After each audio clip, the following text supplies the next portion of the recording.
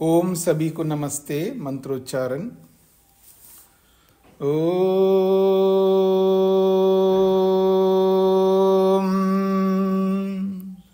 सहना भवतु सहनौ भुनक्तु सह वीर्यं करवावहै तेजस्विनावधीतमस्तु मा विद्विषावहै। ओम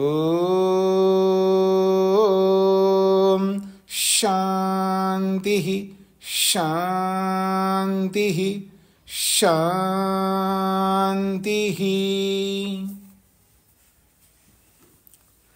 वैशेषिक दर्शन की कक्षा संख्या 3 है। पिछले दोनों कक्षाओं में वैशेषिक की भूमिका को लेकर के आपके सामने रखा है। पिछले दोनों भूमिकाओं से संबंधित अथवा और कोई भूमिका से संबंधित किसी को कोई प्रश्न हो तो कर सकते हैं।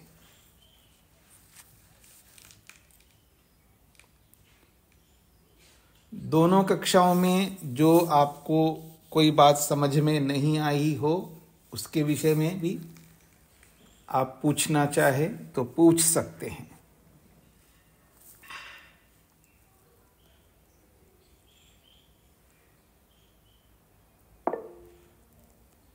रचना जी। नमस्ते स्वामी जी। जी। समवाय कारण वो होता है जो हम विषय हिंदी की व्याकरण में पढ़ते हैं ना, संज्ञा और विशेषण की। द्रव्य तो संज्ञा हो गई और गुण विशेषण हो गया। उनको इस तरह से समझ पाएंगे? बिल्कुल नहीं। जो आप हिंदी में पढ़ते हैं वो अपनी अलग परिभाषा है, वो भाषा की दृष्टि से है। यहाँ वैशेषिक दर्शन में जो बताया जा रहा है ये पारिभाषिक है, ये केवल वैशेषिक में ही लागू होंगे। जी ठीक है जी, धन्यवाद जी। और बभानी क्या लिखा है नाम, बोलिए क्या पूछना है आपको। आपने हाथ खड़ा किया है। BHABANI भवानी ऐसा नाम लिखा आ रहा है। आपको कुछ कहना है? नहीं कहना तो हाथ हटा लीजिएगा।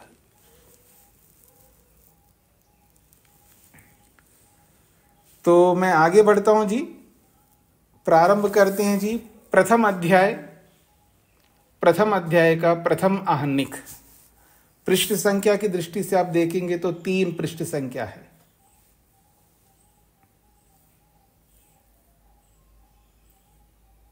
कल्पना जी को क्या कहना है? नमस्ते स्वामी जी। हाँ जी। जी वो निमित्त कारण क्या होता है?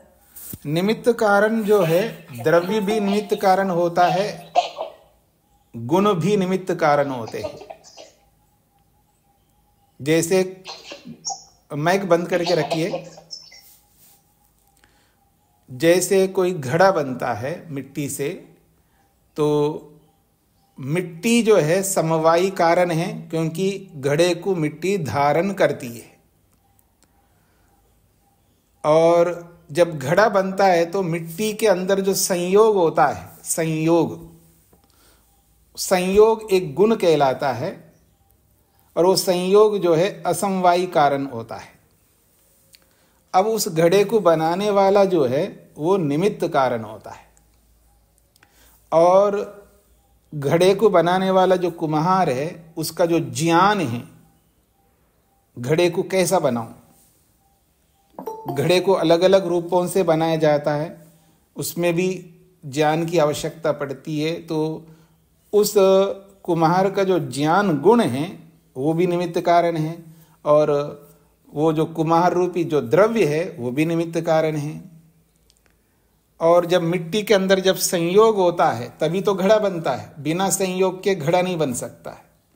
इसलिए वो जो संयोग जो गुण है वो असमवायी कारण है।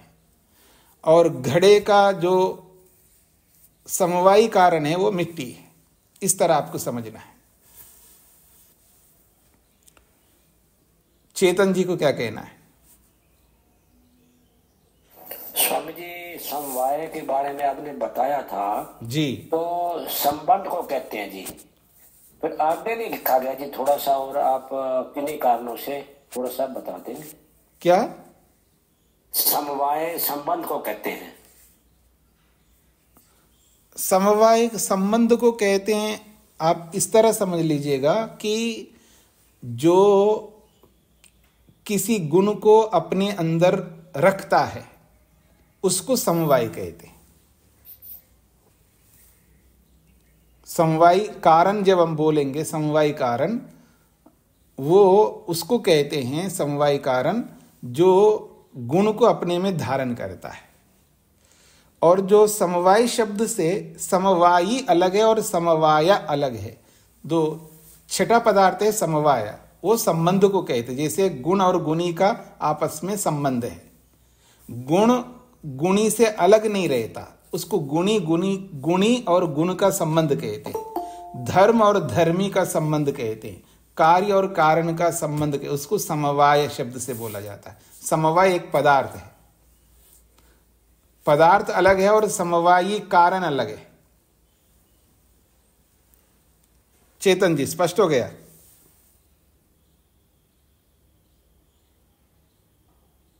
माइक जी। अजीत जी को क्या कहना है? स्वामी जी नमस्ते जी।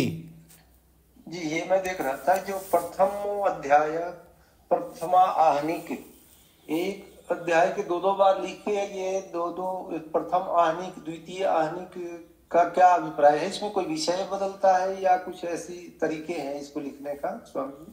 हाँ जी, तरीका है ना कि प्रथम अध्याय का पहला भाग, पहले भाग को प्रथम आहनिक कहते हैं जी। प्रथम का मतलब पहला जी। और आहनिक का मतलब विभाग, पहला विभाग। तो पहला विभाग को प्रथम आहनिक कहते हैं। और अध्याय पहला ही है तो इसलिए प्रथम अध्याय का मतलब है पहला अध्याय का पहला विभाग, प्रथम अध्याय का दूसरा विभाग, ऐसा। इसकी कोई विशेष उद्देश्य है? नहीं तो जैसे प्रथम अध्याय में प्रथम और द्वितीय हानि करके नहीं हो सकता था कि इसमें कोई विशेष बातें हैं कि ये दोनों को अलग अलग और एक ही बात से लगभग? आपने वही प्रश्न किया, उत्तर भी मैंने वही दिया है, फिर वापस वही प्रश्न कर रहे हैं। आपको संस्कृत को समझना है, संस्कृत पढ़िएगा, अनेक बार बोल चुका हूं। प्रथम अध्याय का मतलब पहला अध्याय हो गया, उसके बाद दोबारा प्रथम आहनिक लिखा है। तो प्रथम आहनिक इसलिए लिखा है क्योंकि वो पहला विभाग है। तो जब एक अध्याय के दो विभाग है जी, तो दो विभाग है तो पहला विभाग दूसरा विभाग, तो पहला विभाग को प्रथम आहनिक बोल दिया, दूसरे विभाग को द्वितीय आहनिक बोल दिया, ऐसा। जी जी जी। अब अभी भी समझ में आया या नहीं आया? नहीं, बस मेरे अपनी जो सोच में है कि प्रथम अध्याय आ गया तो प्रथम आहनिक और द्वितीय आहनिक उसी में हो जाता, ये मैं सोच रहा हूँ, इसलिए आपसे प्रश्न उसी में हो जाता है तो कैसे हो जाएगा? आप बताएंगे तो होगा ना।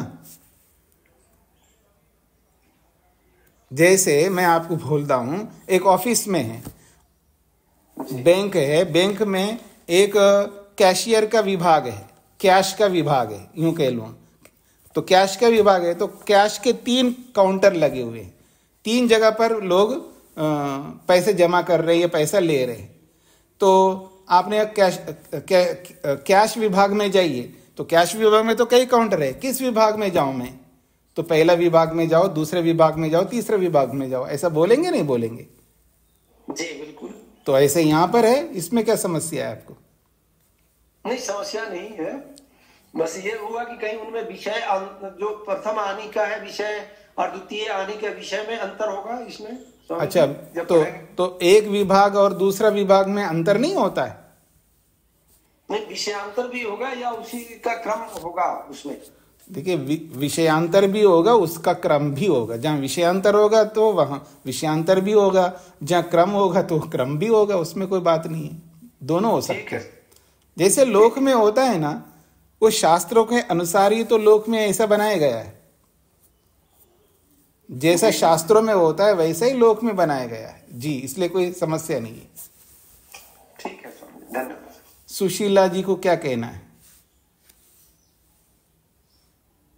नमस्ते स्वामी जी। हाँ जी। स्वामी जी, मैं ये पूछ रही थी, आपने घड़े का उदाहरण दिया, उसमें आपने मिट्टी को समवाय कारण बताया जी। तो मिट्टी उपादान कारण नहीं होगा? नहीं, आपने पिछले दोनों कक्षाओं को सुना है आपने? कल नहीं लगा पाई थी स्वामी जी, शायद उसमें फिर क्या बताया होगा। क्या? कल कक्षा नहीं लगा पाई थी, मैं थोड़ा लेट हो गई थी, जोड़न मुझे। तो आप नहीं जुड़ा तो फिर आपने सुना नहीं था बाद में? सुना था स्वामी जी, आधा सुना था, आधा नहीं सुन पाई। तो फिर मेरे को क्यों आप परेशान करोगे? हाँ जी। नहीं, चलो मैं वो सुन लूंगी, ठीक है, यदि उसमें कुछ ऐसा बताया होगा। ऐसा है ना, ऐसा है ना, मैंने पहली कक्षा में भी बताया है कि सांख्य दर्शन में अलग कारण चलते हैं, योग सांख्य में, और वैशेषिक न्याय में अलग कारण चलते हैं। तो उसके इसके अंदर नहीं मिलाना, इसको उसके अंदर नहीं मिलाना है।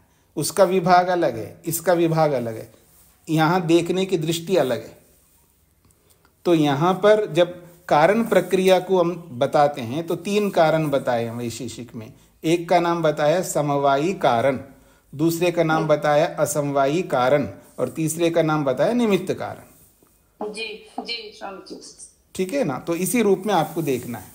मिट्टी भले उपादान कारण है, आप दूसरे शब्दों में बोलेंगे, लेकिन यहाँ उपादान कारण ना बोल करके उसको समवायी कारण बोला है।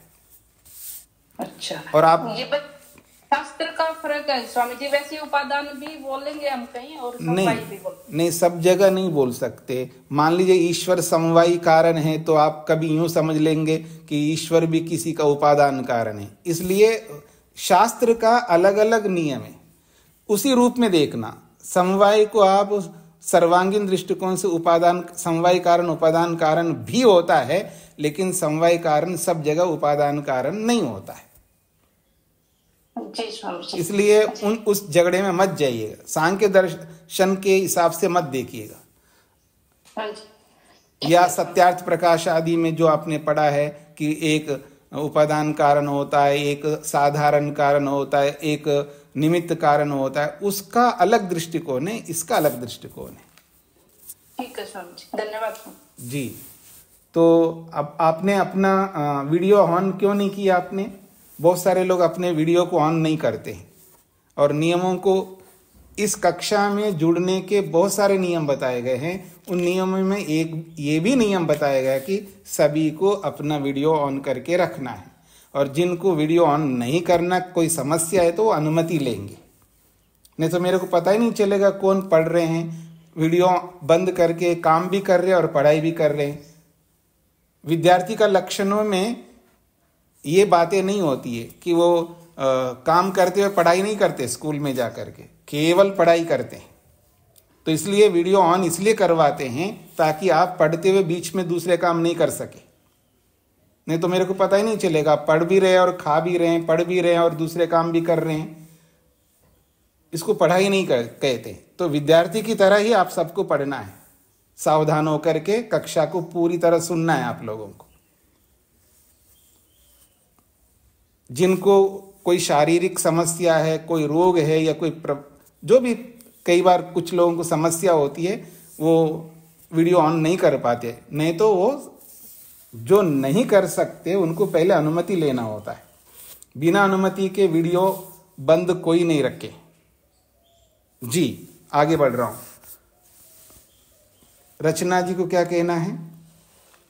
स्वामी जी, छोटी सी बात और पूछनी थी कि समवाय और समवायी में क्या डिफरेंस?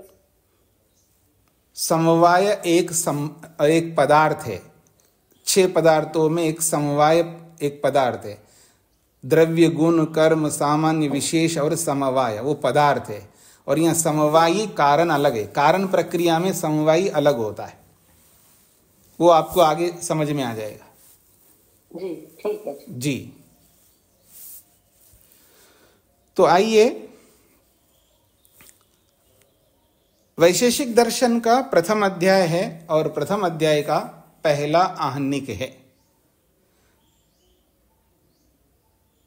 आहनिक शब्द का अर्थ विभाग समझ लीजिएगा। सूत्र है अथातो धर्मम व्याख्यास्यामः, अथातो धर्मम व्याख्यास्यामः, ये पहला सूत्र है। अथातो में दो शब्द है, अथ एक अलग शब्द है, फिर अतः दूसरा शब्द है।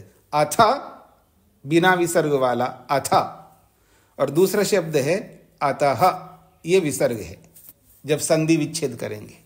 फिर धर्मम अलग शब्द है, व्याख्यास्यामः ये अलग शब्द है।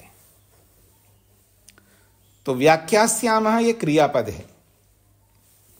अथ और अतः ये दोनों शब्द जो है अव्यय कहलाते हैं। अथ ये भी अव्यय है और अतः ये भी अव्यय है, ये दोनों अव्यय है।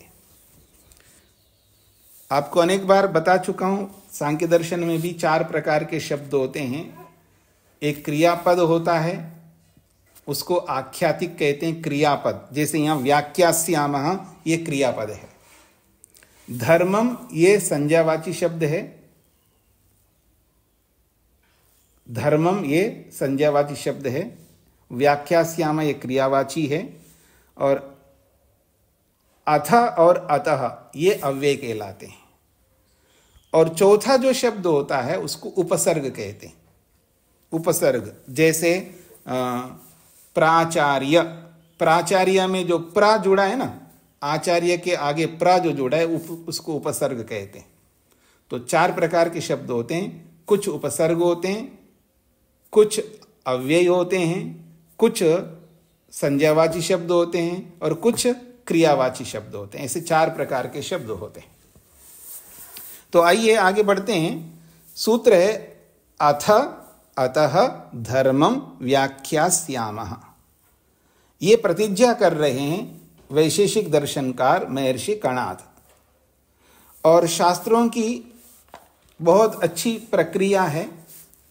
आप दर्शनों को देखेंगे या व्याकरण को देखेंगे या और भी जो ग्रंथ आप देखेंगे ऋषियों के, उसमें सबसे पहले वो प्रतिज्ञा करते हैं। चाहे व्याकरण में देखो या और दर्शनों में देखो, वो प्रतिज्ञा करते हैं। और प्रतिज्ञा करते हुए प्रथम जो है वो अथ शब्द का प्रयोग करते हैं। अथ, जैसे अथ शब्दानुशासनम ये व्याकरण का है। जिन्होंने योग पढ़ा है अथ योगानुशासनम वो योग का है। सांख्य अभी अभी हमने समाप्त किया, अथ त्रिविध दुख अत्यंत निवृत्तिर अत्यंत पुरुषार्थ, वहां पर भी अथ आया है और यहां पर भी अथ आया है। सभी दर्शनों को आप देखेंगे अथ शब्द से प्रारंभ करते हैं। तो ये अथ शब्द अव्यय है। इस अथ शब्द को समझा रहे हैं भाष्यकार। अथ शब्दो अधिकारार्थः। ये जो अथ शब्द है सूत्र में जो अथ आया है, ये अधिकार के लिए आया है। अथ शब्द के बहुत सारे अर्थ होते हैं। अथ शब्द का अर्थ एक अर्थ होता है मंगलार्थ, पढ़ने वालों के लिए और पढ़ाने वाले के लिए। जो भी पढ़ाने वाले होते हैं और जो भी पढ़ने वाले होते हैं, उन सब का मंगल हो, उन सब का कल्याण हो, उन सब की उन्नति हो, उन सबको सुख प्राप्त हो। तो मंगल अर्थ को बताने के लिए, अर्थात सबके मंगल के लिए, सबके कल्याण के लिए अथ शब्द का भी प्रयोग होता है। यहां पर हुआ ऐसा नहीं कह रहा हूं, और जगहों पर अथ शब्द का अर्थ एक कल्याण करने के लिए, मंगल करने के लिए भी आता है, एक अर्थ। और एक अथ शब्द जो आता है वो अनंतर अर्थ को बताने के, अनंतर कहते हैं बाद में।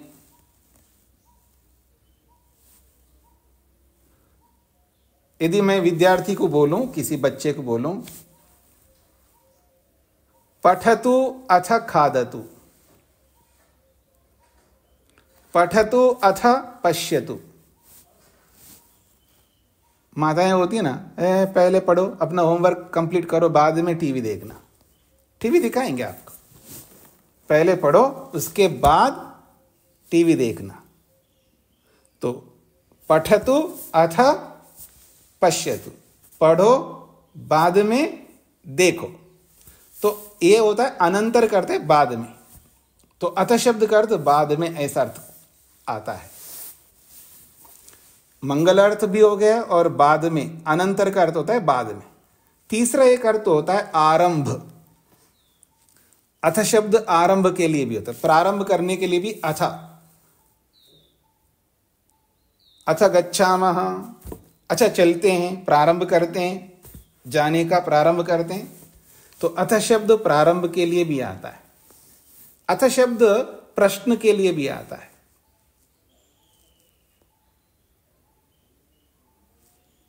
प्रश्न करने के लिए, कहीं प्रश्न होता है वहां पर अथ शब्द का प्रयोग होता है। और अथ शब्द का संपूर्ण अर्थ के लिए भी आता है, यानी अथ शब्द बोलते ही पूर्णता को बताता है, वहां पर परिपूर्णता को बताता है। और अथ शब्द आता है अधिकार के लिए। तो यहां पर ये कहना चाह रहे हैं अथ शब्दो अधिकारार्थ, यहां अथ शब्द जो है अधिकार को बताने के लिए आया है। क्या है अधिकार? आप लोग अधिकार को समझते हैं, क्या होता है अधिकार? मैं अलका जी से कहूंगा जी कुछ इन्वेस्ट करना है, थोड़ा सा आप करवा दोगे? जी ये मेरे अधिकार में नहीं है, ये मेरे बेटे के अधिकार में है, ये सारा काम मेरा बेटा करता है, मैं नहीं करती हूं। अधिकार समझ रहे हैं जी आप लोग? अधिकार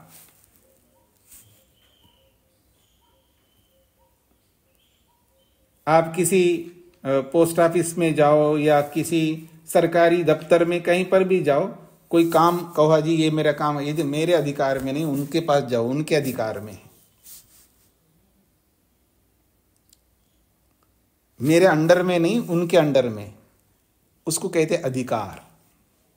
वो भी एक अधिकार होता है।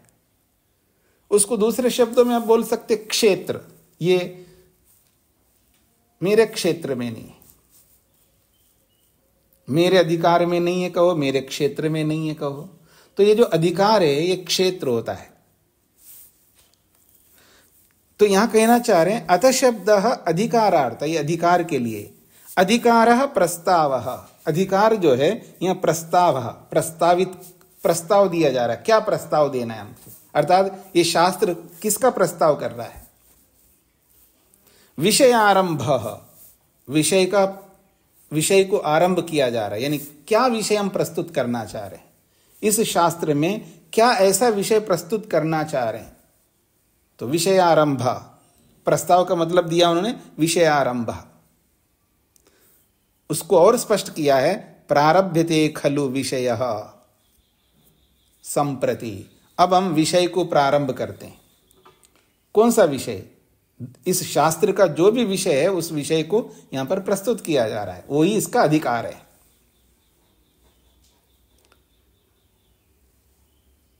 और दूसरा शब्द आया है सूत्र में अतः, विसर्ग वाला।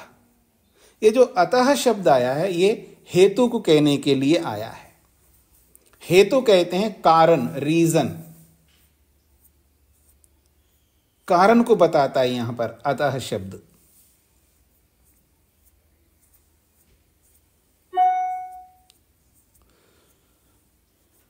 तो कहते हैं मानवस्य प्रयोजन सिद्धिर भवेत इति हेतोः, मानवस्य प्रयोजन सिद्धि भवेत। मनुष्य का जो प्रयोजन है, मनुष्य के प्रयोजन को सिद्ध करना चाहिए इस हेतु से। मानव का, मनुष्य मात्र का प्रयोजन सिद्ध हो इस कारण से, ऐसा ये अतः शब्द कहता है। अतः हेतु के लिए आ रहा है। तो हेतु का मतलब कह रहे हैं मनुष्य का जो प्रयोजन है वो सिद्ध हो जाना चाहिए इस हेतु से। क्या? इस हेतु से क्या? धर्मम व्याख्यास्यामः, धर्म की व्याख्या करेंगे। क्यों कर रहे हो आप धर्म की व्याख्या? क्या जरूरत है धर्म की व्याख्या? धर्म की व्याख्या आखिर आप कर क्यों रहे हैं? तो कहें इस कारण से धर्म की व्याख्या कर रहे हैं क्योंकि इस धर्म को अपना करके मानव अपने प्रयोजन को सिद्ध कर सके, इसलिए हम धर्म की व्याख्या करना चाहते हैं, ऐसा कनाद ऋषि कह रहे हैं।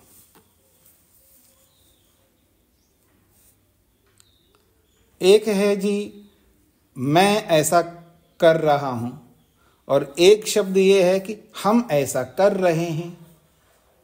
मैं तो अकेला हूं, लेकिन बोलता क्या व्यक्ति? हम करते हैं।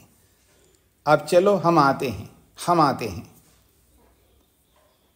हाँ जी, नॉर्थ साइड में ऐसे ही बोलते हैं ना, उत्तर भारत में हम आ रहे हैं, आप चलो। हम अर्थात अकेले को भी बहुवचन में प्रयोग करता है व्यक्ति। तो ऐसे ही ऋषि जो है, ये बोल कौन रहे हैं? ऋषि बोल रहे हैं। व्याख्यास्यामः, हम व्याख्या करेंगे। वयम व्याख्यास्यामः, हम व्याख्या कर रहे हैं या करेंगे। किसकी? धर्मम, धर्म की। अतः क्यों कर रहे हैं धर्म की व्याख्या? ताकि मनुष्य अपने प्रयोजन को सिद्ध कर सके। और वो धर्म क्या है? यही तो अधिकार है इस शास्त्र में। वो धर्म क्या है? उसी धर्म का यहाँ अधिकार है, अर्थात उसी धर्म को लेकर के, उसी धर्म रूपी विषय को लेकर के प्रस्तुत किया जा रहा है। ये क्या धर्म है यहां पर? इस भ्रांति में मत जाइए। धर्म शब्द से आप वो नहीं लेना अहिंसा, सत्य, अस्तेय ये हमारा धर्म है। पाप नहीं करना, पुण्य करना, पुण्य हमारा धर्म है। वो धर्म अलग है, ये धर्म अलग है। धर्म एक ही प्रकार का नहीं होता, धर्म अनेक प्रकार का होता है। यहां धर्म शब्द का अर्थ जो आपके दिमाग में आ रहा है ना, धर्म का मतलब क्या होता है, वो धर्म नहीं है यहां पर। ये अलग प्रकार का धर्म है। यही तो हम सबको समझना है। तो आइए, अथ जो है ये है विषय। विषय कौन सा विषय है? शास्त्र का विषय है। वो क्या है? आगे बताएंगे क्या विषय है शास्त्र में। 6 पदार्थ है इस शास्त्र के विषय। इस वैशेषिक दर्शन का विषय क्या है? 6 पदार्थ, द्रव्य, गुण, कर्म, सामान्य, विशेष और समवाय। ये 6 पदार्थ हैं। ये 6 पदार्थ इस शास्त्र के विषय हैं। तो अथ जो शब्द कह रहा है वो अधिकार को कह रहा है। किसके अधिकार को? 6 पदार्थ के अधिकार को प्रस्तुत करेगा। 6 पदार्थों के विषयों को प्रस्तुत करेगा। 6 पदार्थों के क्षेत्र को प्रस्तुत करेगा। और ये 6 पदार्थों का क्षेत्र क्या है? द्रव्य क्या होता है, उसका क्या स्वभाव होता है, गुण क्या होता है, उसका क्या स्वभाव होता है, और कर्म क्या होता है, उसका क्या स्वभाव होता है। इन सब के स्वभावों को यह धर्म बोला जा रहा है। द्रव्य का धर्म अलग है, गुण का धर्म अलग है, कर्म का धर्म अलग है। ऐसा जो धर्म है, उस धर्म की व्याख्या करना चाहते हैं।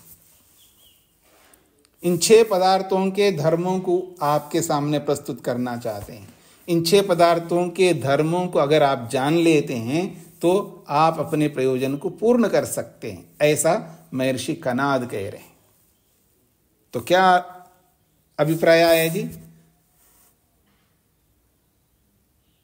महर्षि कनाद कह रहे हैं मनुष्य का प्रयोजन सिद्ध हो जाए, इसके लिए, इस कारण से मैं धर्म की व्याख्या करने जा रहा हूं।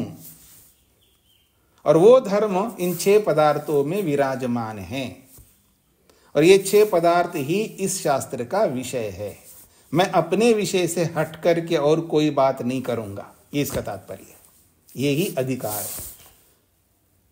जिसके पास जो अधिकार होता है उस अधिकार में ही काम कर सकता है, उससे बाहर निकल के नहीं कर सकता।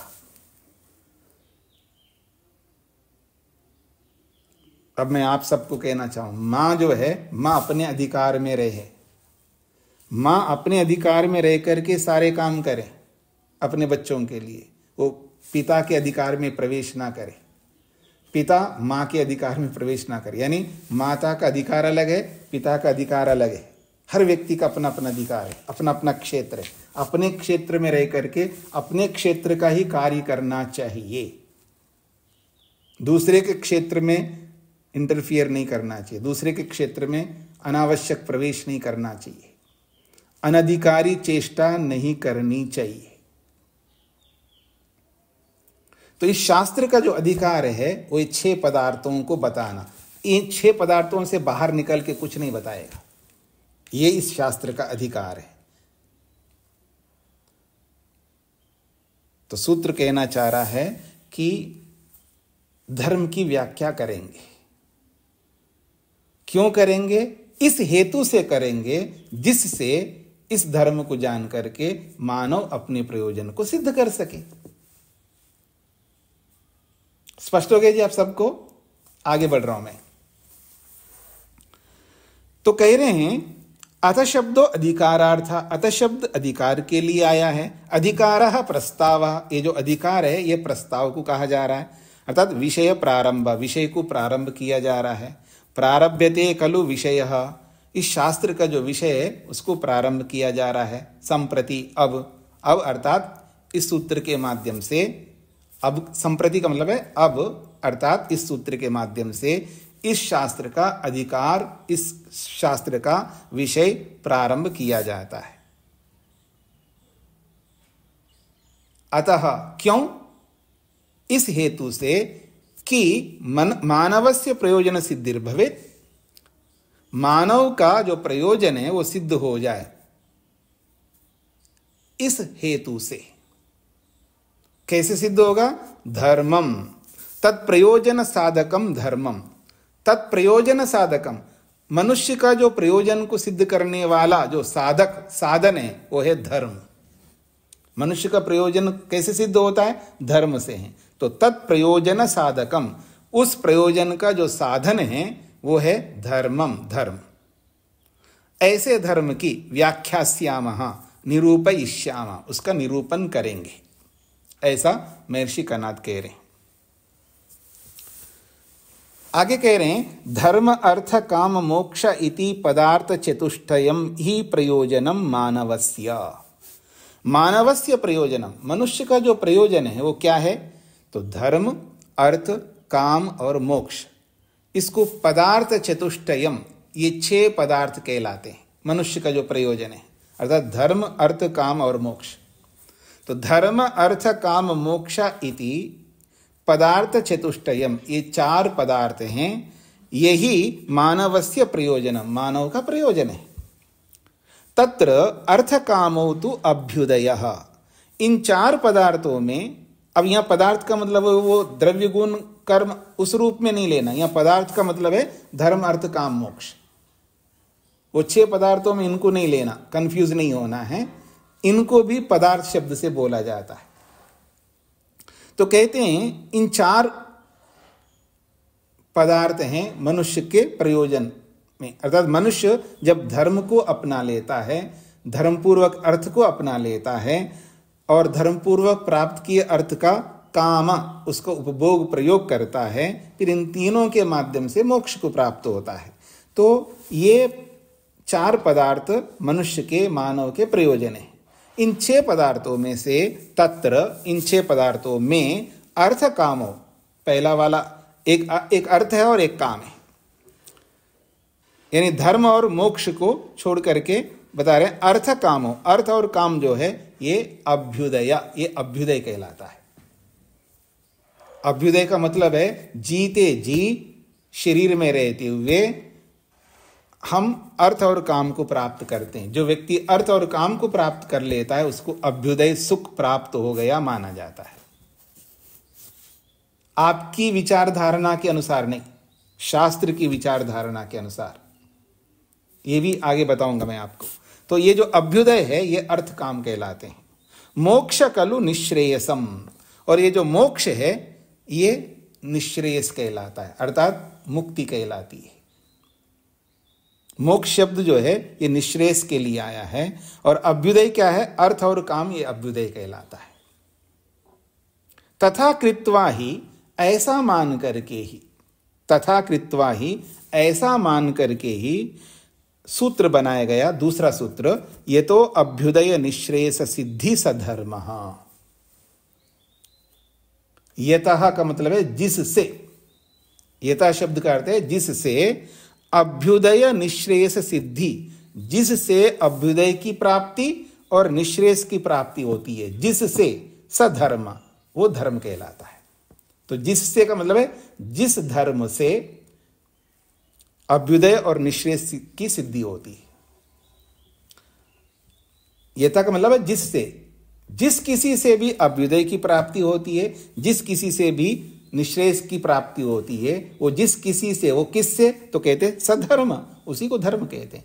अर्थात धर्म से ही अभ्युदय की प्राप्ति होती है, धर्म से ही निश्रेयस की प्राप्ति होती है। कोई कहे मेरे पास बहुत अर्थ है, वो धर्म से है तो वो अभ्युदय कहलाएगा, अगर वो धर्म पूर्वक नहीं है तो वो अभ्युदय नहीं कहलाएगा। इसलिए मैं एक बात कहा करता हूं, आपके पास कितना अर्थ है जी, कोई मैटर नहीं करता। आपके पास कितनी गाड़ियां हैं, कितने मकान हैं, कितनी संपत्तियां हैं, कोई मैटर नहीं करता है। मैटर करता है कि वो धर्मपूर्वक है तो, क्योंकि धर्मपूर्वक ही अभ्युदय कहलाता है। अभ्युदय का अर्थ है सुख, क्योंकि सुख मिलता है धर्म से। आप में से जिन्होंने भी योग पढ़ा है उनको अच्छी तरह समझ में आना चाहिए, धर्मात् सुखम, धर्म से ही सुख मिलता है, और अधर्मात् दुखम, अधर्म से ही दुख मिलता है। कोई आदमी समझ ले कि मैं, इनके पास तो खाने तक नहीं है, मेरे पास इतना खाना है, मैं बहुत कुछ खाता हूं, तो आप कितना ही खा ले, खाना मैटर नहीं करता है, उससे जो सुख लेता है वो मैटर करता है। अब वो सुख का मतलब भी नहीं समझता है व्यक्ति, कितना ही खा लो, पेट भरने से सुख नहीं मिलता है, खाते हुए सुख की अनुभूति होती है। और जो अधर्म से जब व्यक्ति कुछ भी पाकर के खा रहा होता है, उसको वैसा सुख नहीं मिल सकता है जैसा धर्मपूर्वक सूखी रोटी खाने पर उसको आनंद मिलता है, सुख मिलता है। तो धर्मपूर्वक ही सुख होता है, ये शास्त्रकार का सिद्धांत है। तो ये कहना चाह रहे हैं यतः, जिससे अभ्युदय निश्रेयस सिद्धि, जिससे अभ्युदय की और निश्रेयस की सिद्धि होती है, उसका नाम धर्म है। ये अभ्युदय क्या होता है, निश्रेयस क्या होता है, उसी सूत्र में हम पढ़ेंगे। इति अनंतर सूत्रम, ये तो अनंतर का मतलब इसके बाद, पहले सूत्र के बाद ही आएगा ये सूत्र। किमत्र मनुस्मृत्यादि धर्मशास्त्रेषु वर्णितो वर्णाश्रम धर्मो, क्या यहाँ जो वैशेषिककार धर्म की जो व्याख्या करने जा रहे हैं, ये कौन सा धर्म है? कहते हैं किम, क्या, अत्र, यहाँ इस शास्त्र में, मनुस्मृत्यादि धर्मशास्त्रेषु वर्णिता वर्णाश्रम धर्म। मनुस्मृति बहुत प्रसिद्ध है, और आदि से बहुत सारे बौद्धायन धर्म सूत्र है, आश्वलायन धर्म सूत्र है, ऐसे गोबलीय धर्म सूत्र, ऐसे बहुत धर्मशास्त्र हैं। तो मनुस्मृति आदि विभिन्न प्रकार के जो धर्मशास्त्र हैं, उनमें जो वर्णन किया है, उनमें उन सभी शास्त्रों में क्या वर्णन किया जी? वर्णाश्रम धर्म, वर्णों के और आश्रमों के धर्म बताए गए वहां पर। अर्थात चारों वर्णों के कर्तव्य बताए गए हैं, चारों आश्रमों के कर्तव्य बताए गए उन सभी शास्त्रों में, चाहे मनुस्मृति में हो, चाहे गोबलीय, चाहे आश्वलायन या बोधायन, ऐसे बहुत सारे धर्मशास्त्र हैं। उन सभी शास्त्रों में मनुष्य के कर्तव्य बताए गए हैं, किस वर्ण का क्या कर्तव्य है, किस आश्रम का क्या कर्तव्य है। क्या उन्हीं कर्तव्य रूपी धर्म को यहां पर बताया गया है? यद्वा, अथवा, अथातो धर्म जिज्ञासा, ये मीमांसा शास्त्र का सूत्र है। अथातो धर्म जिज्ञासा कहते हैं। अथ अतः, यहां पर भी ऐसा है, यहां अथ शब्द जो है ये अधिकार के लिए नहीं आया, ये अनंतर अर्थ में आया। बाद में वेद पढ़ लिया है, उसका तात्पर्य है वहां पर वेद पढ़ लिया, अब धर्म की जिज्ञासा करेंगे। बहुत सूक्ष्मता से बात कही जा रही है वहां पर। अरे वेद पढ़ने के बाद फिर क्या धर्म की जिज्ञासा होती है? एक्चुअल में वेद पढ़ने के बाद ही धर्म की जिज्ञासा होती है। जो सूक्ष्म धर्म होता है उसकी जिज्ञासा वेद पढ़ने के बाद ही होती है। तो वहां अथ का मतलब है वेद पढ़ने के बाद, अनंतर अर्थ को कहता है। अब हम धर्म की जिज्ञासा करते हैं। तो जो मीमांसा में जिस धर्म की जिज्ञासा हो रही है, क्या उस धर्म को यहां पर बताया गया है इस शास्त्र में, अथवा जो मनुस्मृति आदि धर्म शास्त्रों में बताए गए धर्म है उस धर्म की व्याख्या की है? क्योंकि मनुस्मृति आदि धर्म शास्त्रों में जिस धर्म की व्याख्या की है वो धर्म अलग है। मीमांसा शास्त्र में जो धर्म की व्याख्या किया है वो अलग धर्म है। क्या वो धर्म है या ये धर्म है? तो दोनों नहीं है, हम अलग ही धर्म को रखना चाहते हैं, ये कहना चाह रहे हैं। तो कहते हैं अथातो धर्म जिज्ञासा, ये जो मीमांसा में जो जिस धर्म की जिज्ञासा की है, इति अधिकृत्य, इस सूत्र को ध्यान में रख करके जैमिनी मीमांसा शास्त्रे प्रदर्शिता, जैमिनी मुनि हुए हैं, ऋषि हुए हैं, जैमिनी ने मीमांसा शास्त्र बनाए हैं। उस मीमांसा शास्त्र में जो बताया गया धर्म है वो कैसा धर्म है? कर्मकांडाख्यो धर्म। उसमें कर्मकांड बताया, बहुत सारे कर्मकांड बताए गए हैं, अर्थात बहुत सारे यज्ञ यागादियों को लेकर के बहुत सारी बातें कही हैं वहां पर। तो कर्मकांड रूपी धर्म को लेकर के यहां पर व्याख्या की जा रही है। किम वा अथवा अन्यतमः कश्चित् इति जिज्ञासायाम अस्ति इदम वैशेषिकम दर्शनम। कहते हैं ना तो मनुस्मृति आदि शास्त्रों में जिस धर्म को बताया गया ना उस धर्म की व्याख्या है, न ही मीमांसा शास्त्र में जिस कर्मकांड नामक जो धर्म बताया गया उसका है। यदि दोनों नहीं है तो अन्यतमा कश्चित, कुछ और तीसरा कोई है धर्म। इति जिज्ञासायाम, इस जिज्ञासा में, इस प्रश्न में, अस्ति इदम वैशेषिकम दर्शनम, ये वैशेषिक दर्शन उस तीसरे प्रकार के धर्म की जिज्ञासा को शांत करने के लिए है। अत्र तो इस शास्त्र में तो धर्म विशेषः तद भिन्न एव व्याख्यातुम युक्तः। अत्र का मतलब इस वैशेषिक दर्शन में तो धर्म विशेषः, ये विशेष धर्म है, यहां पर उन दोनों प्रकार के धर्मों से अलग है, इसलिए कह रहे हैं तद भिन्न एव, उन दोनों धर्मों से बिल्कुल अलग ही विशेष धर्म को लेकर के व्याख्यातुम युक्तः, व्याख्या करने के लिए शास्त्र प्रयुक्त हुआ है। उक्तम ही, जैसा कि चौथे सूत्र में, आगे आने वाला जो चौथा सूत्र है वहां स्पष्ट रूप से बोला है क्या धर्म बताना चाह रहे हैं हम लोग।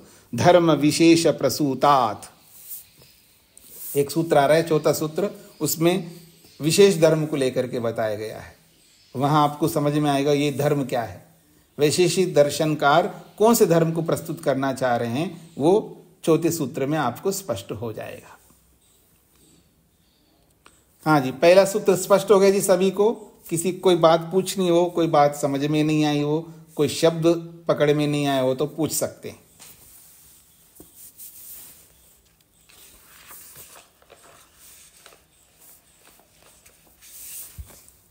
अब मैं आगे बढ़ रहा हूं, दूसरा सूत्र। हाँ जी, आभा जी को क्या कहना है?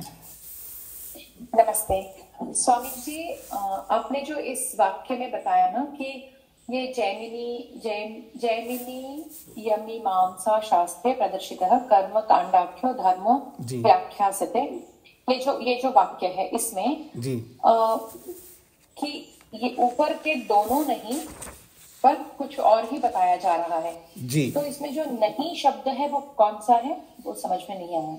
अच्छा, ये जो कहना कहा जा रहा है ना, पहले बात किमत्र मनुस्मृत्यादि धर्मशास्त्रेषु वर्णितो वर्णाश्रमो धर्म, क्या इस शास्त्र में मनुस्मृति आदि धर्मशास्त्रों में वर्णित धर्म को लेकर के बताया जा रहा है? यद्वा अथवा, यद्वा का मतलब अथवा, अथातो धर्म जिज्ञासा इति अधिकृत्य, इस सूत्र को ध्यान में रख करके जैमिनीय मीमांसा शास्त्रे प्रदर्शिता कर्मकांडाख्यो धर्म व्याख्यास्यते।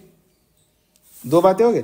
किम वा, किम वा मतलब अथवा, अथवा अन्यतमा कश्चित, कोई और, अन्यतमा कश्चित मतलब कोई और धर्म, इन दोनों के अलावा कोई और धर्म। इति जिज्ञासायाम, ऐसी जिज्ञासा में अस्ति इदम वैशेषिकम दर्शनम, ये वैशेषिक दर्शन है। जी स्पष्ट हो गया? हाँ जी जी जी। इसी से नहीं, मतलब वो दोनों नहीं, कोई और ही धर्म है ऐसा निकलेगा। अमित जी को क्या कहना है? जी स्वामी जी नमस्ते जी। ये जो अथातो धर्म व्याख्या में है जी। धर्म की व्याख्या और अथातो धर्म जिज्ञासा, जी दोनों में अंतर कैसे करें? क्या है धर्म तो दोनों ही वर्णन कर रहे हैं? नहीं, आप पूरा रामायण सुनकर के फिर वहीं पर आ गए आप। देखिए, अथातो धर्मम व्याख्यास्याम ये अलग सूत्र है और अथातो धर्म जिज्ञासा ये अलग सूत्र है। ये तो जिस शास्त्र को पढ़ रहे हैं उसमें तो अथातो धर्मम व्याख्यास्याम ये सूत्र है, ठीक है। और मीमांसा शास्त्र का जो पहला सूत्र है अथातो धर्म जिज्ञासा। तो यहाँ जो धर्म बताया जा रहा है, जो मीमांसा में जिस धर्म को बता रहे थे वही धर्म है यहाँ पर बताने वाला, या मनुस्मृति आदि शास्त्रों में जिस धर्म को बताया वो धर्म यहाँ पर बताया जा रहा है। जिस धर्म की चर्चा ये शास्त्र करना चाहता है वो धर्म कौन सा धर्म है? एक धर्म है जो मनुस्मृति आदि शास्त्रों में बताया गया है, उससे अलग धर्म है जो मीमांसा शास्त्र में बताया गया है। वही धर्म यहाँ बताया जा रहा है या उन दोनों से अलग कोई और धर्म है तीसरा, वो बताया जा रहा है? ये प्रश्न है यहाँ पर। अब आपको क्या नहीं समझ में आया वो बताइए। मीमांसा भी स्वामी जी ने नहीं पढ़ी है ना, इसलिए तो वो भी कोई बात नहीं, नहीं पढ़ी है तो आप ये समझ लीजिएगा कि मीमांसा में जो धर्म बताया गया वो अलग धर्म है और मनुस्मृति आदि शास्त्रों में जो बताया गया वो अलग धर्म है, और यहाँ जो बताना चाह रहे हैं वो अलग प्रकार का धर्म है। यदि उन्हीं धर्मों को बताना हो तो फिर क्यों बनाओ आप शास्त्र? जी, मतलब तीनों अलग अलग ही है। हाँ जी। माधव जी को क्या कहना है? प्रणाम स्वामी जी। जी समझिए, यहाँ पे जो वर्णाश्रम धर्मों, जी, तो आश्रम का जो बेस है वो तो वर्ण ही, तो इसलिए वो जो वर्णाश्रम धर्म में वर्णों वाला उसको धर्म, आश्रम वाला धर्म, वो डिफरेंस किया जी। ये क्या यानी कि इंडिपेंडेंट है क्या आश्रम का धर्म ही वर्ण? ऐसा है, थोड़ा सा ऐसा है कि गृहस्थ आश्रम का अलग धर्म होता है, ब्रह्मचर्य आश्रम का अलग धर्म होता है, संन्यास आश्रम का अलग धर्म होता है। सन्यासी जो है अलग प्रकार के धर्म, जो धर्म सन्यासी पालन करता है वही धर्म गृहस्थी नहीं पालन करता है। जो गृहस्थी पालन करता है, जैसे गृहस्थी पंचमा यज्ञ करता है, पंचमा यज्ञ में अग्निहोत्र भी एक यज्ञ है, ठीक है जी। और सन्यासी अग्निहोत्र नहीं करता है, उसका धर्म ही नहीं है उसको करना। पितृयज्ञ करना गृहस्थ आश्रम का धर्म है, लेकिन सन्यासी का कोई धर्म नहीं है पितृयज्ञ करना। अतिथि यज्ञ करना सन्यास आश्रम का बिल्कुल धर्म नहीं है, लेकिन गृहस्थी का है। तो पांचों में से एक यज्ञ तो करता है ब्रह्म यज्ञ सन्यासी, लेकिन बाकी चारों यज्ञ उसके धर्म नहीं है। तो अलग हो गए ना दोनों के धर्म, ऐसा। अब जो वर्ण वाला जो है क्षत्रिय जो है वो टिट फॉर टेट करता है, ईंट का जवाब पत्थर से देता है। और सन्यासी जो है ईंट का जवाब पत्थर से क्या, वो चुप होता है, उसके सिर पर बैठ के नाचो तो भी शांत रहता है। ये उसका धर्म है। ब्राह्मण को कैसे रहना है? सामने वाले पूरी जनता एक होकर के उसके ऊपर चढ़ जाए, अर्थात बोलते जाओ उसको गलत सलत जैसा भी, तो वो उत्तर नहीं दे सकता, चुपचाप रहना होता है, उसको सहन करना होता है ब्राह्मण का। और वैश्य ऐसा नहीं कर सकता, नहीं वैश्य कह रहा हूं, क्षत्रिय ऐसा नहीं कर सकता। तो सबके अलग अलग धर्म है। वैश्य जो है धन संपादन करता है, ब्राह्मण धन संपादन नहीं कर सकता, धनार्जन नहीं कर सकता। ब्राह्मण धनार्जन करेगा तो वैश्य होगा, वो ब्राह्मण नहीं हो सकता। ब्राह्मण का कर्तव्य है भिक्षा मांगना, जैसा कि मैं मांगता हूं आप लोगों से भिक्षा। अगर मैं भी पैसा कमाने का धंधा करूं तो फिर मैं सन्यासी नहीं होऊंगा। तो सबके अलग अलग धर्म है। माधव जी स्पष्ट हो गया? जी स्वामी जी। हेमा जी को क्या कहना है? नमस्ते स्वामी जी। पहले माइक खोलिए, माइक खोलिए। जी माइक खुला है। अच्छा, कोई बात नहीं, मेरे को नहीं दिखाई दे रहा, बोलिएगा। जी, धर्म का अर्थ क्या हम अपना कर्तव्य मान सकते हैं? देखिए फिर वहीं पर आगे ना पूरा देखिए, धर्म वर्णाश्रमों में जब आप धर्म बोलेंगे तो वो कर्तव्य बोलेंगे। यहाँ जो धर्म बताया जा रहा है वो कर्तव्य के रूप में नहीं, ये अलग चीज है। यहाँ पर धर्म यही तो बताना चाह रहे हैं यहाँ पर। तो जो मैं बता रहा हूं उसको समझने का प्रयत्न आप करेंगे ना तो बहुत सरल होगा। एक बात जरूर कहना चाहूंगा बीच में, जैसे हेमा जी परेशान हो रही है यानी कंफ्यूज हो रहे हैं, ऐसी कंफ्यूज औरों को भी हो सकता है भविष्य में, तो सारा कंफ्यूजन हटा लीजिएगा। जब किसी नए विषय में हम प्रवेश करते हैं, किसी नए शास्त्र में प्रवेश करते हैं, तो हमारे दिमाग में जो भी विषय सिद्धांत पहले से हैं उन सबको थोड़ी देर के लिए रोक के रखना होता है, उसको अलग रखना होता है, उस फाइल को खोलना नहीं होता है। अब ये जो शास्त्र बताया जा रहा है ये बिल्कुल नया फाइल है। ये फाइल के रूप में आपको, जैसे आप कंप्यूटर में मोबाइल में अलग अलग फाइल खोलते हैं ना, एक फाइल का विषय अलग होता है, दूसरे फाइल का विषय अलग होता है, दोनों मिलते जुलते नहीं है। तो ये जो वैशेषिक का फाइल जो है वो बिल्कुल अलग है। अब इसको पढ़ते समय जो दिमाग में पहले से जो सिद्धांत कॉन्सेप्ट्स है उसको इसके साथ जोड़ करके बिल्कुल नहीं देखना, तो आपको आसानी से समझ में आ जाएगा। ठीक हो गया हेमा जी? जी धन्यवाद।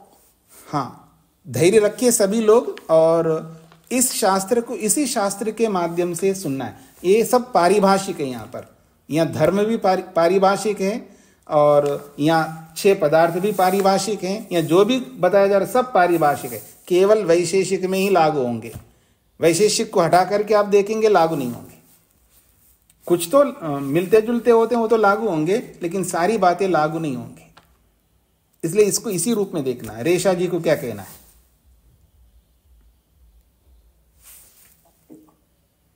नमस्ते जी। जी, ये शब्द निश्रेयसम, निश्रेयसकम का अर्थ होता है जिसमें नितांत रूप से दुख छूट जाते हैं, उसको निश्रेयस कहते हैं, जिसको मुक्ति कहते हैं। निश्रेयस शब्द का अर्थ है पूर्ण रूप से श्रेय ही होता है उसमें। जैसे अभ्युदय में पूर्ण रूप से श्रेय नहीं होता है, दुख भी रहते हैं, सुख भी रहता है। अभ्युदय सुख में, अभ्युदय सुख जिसको कहते हैं, उसमें केवल सुख नहीं होता है, सुख अधिक होता है, दुख कम होता है अभ्युदय सुख में। और निश्रेयस में नितांत रूप से श्रेयस ही होता है, अर्थात नितांत रूप से सुख ही सुख होता है, दुख बिल्कुल नहीं होता है, इसलिए उसको निश्रेयस कहते हैं। जी धन्यवाद जी। अंजलि जी।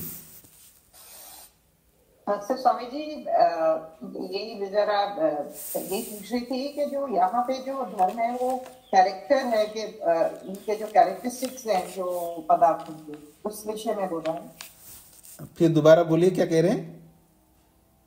जो यहाँ पे धर्म की परिभाषा है जी, वह जो ये पदार्थों, 6 पदार्थों की जो कैरेक्टरिस्टिक्स हैं उनके स्वभावों के बारे में बोला है। बिल्कुल बिल्कुल। ठीक है जी।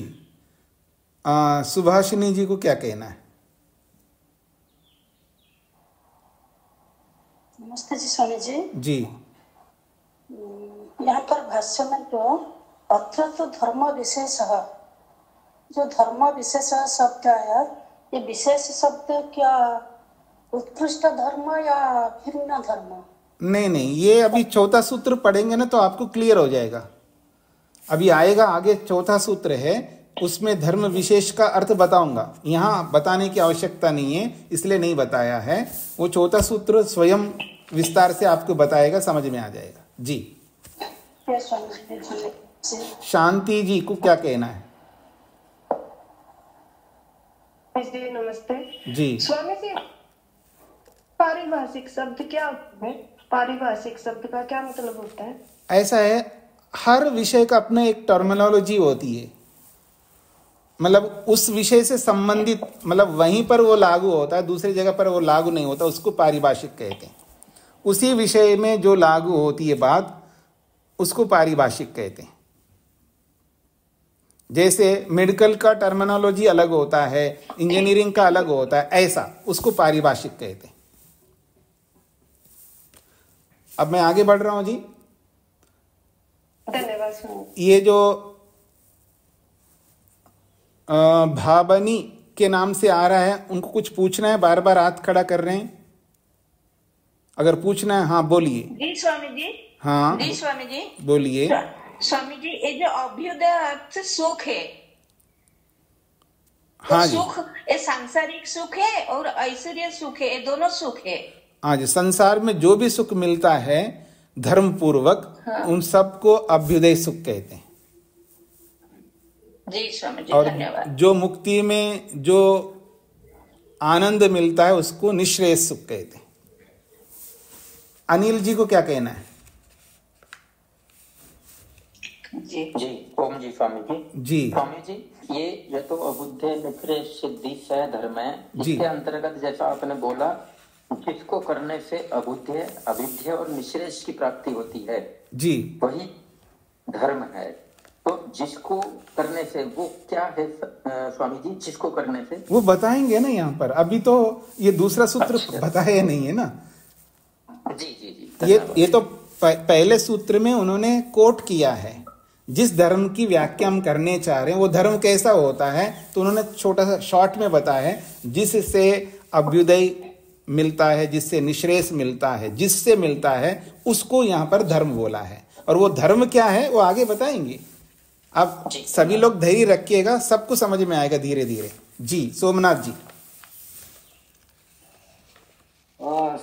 स्वामी जी नमस्ते जी। ये धर्म चतुष्टय, तो उसमें आप एक बोला कि चार पदार्थ अर्थ और काम से अबुध है, अर्थात जीने का अवस्था में क्या बोला पूरा वाक्य? मैंने ये बोला है कि धर्म, अर्थ, काम और मोक्ष, इनको पदार्थ चतुष्टय के नाम से लोक में प्रसिद्ध है, मतलब शास्त्रों में प्रसिद्ध है, उसको पदार्थ बोला है।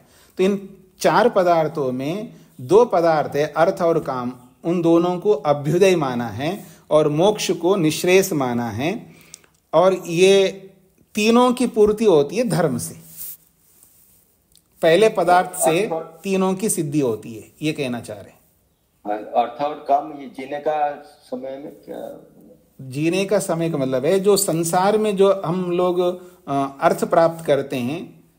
अर्थ का मतलब है पैसा भी होता है, अर्थ का मतलब संपत्ति भी होती है, जमीन भी होती है, और सोना चांदी, बहुत कुछ जिसको ऐश्वर्य कहते हैं, वो सारा अर्थ है।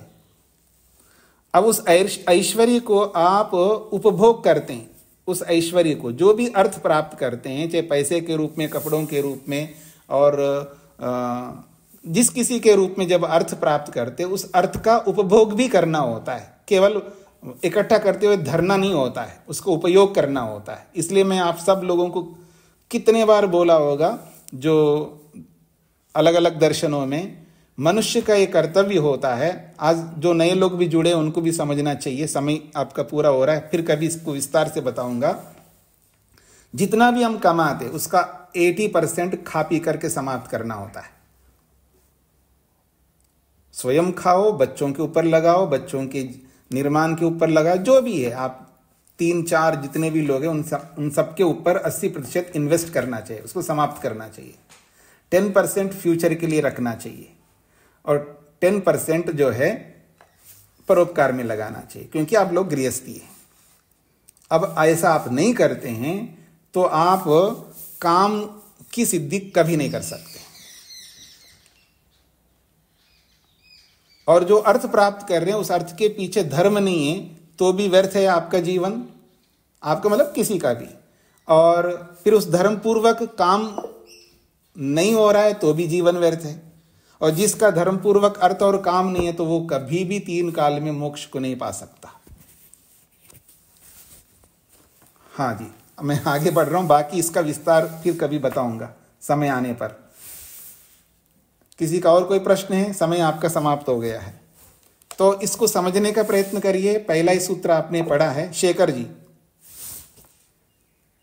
जी प्रणाम स्वामी जी। जी जी जी। तो आपने अभी कहा अर्थ, काम और मोक्ष की सिद्धि धर्म से होती है। जी जी। और लेकिन ये जिस धर्म से अर्थ, काम, मोक्ष की सिद्धि हो रही है, वो धर्म और जो अपना वैशेषिक में धर्म की है वो अलग अलग चीज है क्या? उसी धर्म के जो हम डिफाइन करेंगे वैशेषिक में। हाँ, ऐसा है। धर्म जैसे मनुस्मृति आदि शास्त्रों में जो धर्म बताया है वो भी धर्म यहाँ अर्थ को और काम को मोक्ष दिलाने वाला है, और मीमांसा में जो धर्म बताया है वो भी धर्म इन तीनों को सिद्ध करने वाला है, और इस वैशेषिक में जो धर्म बताया जाएगा वो भी धर्म इस अर्थ और काम और मोक्ष को सिद्ध करने वाला है। जी जी, धन्यवाद जी। ओम शांति शांति शांति।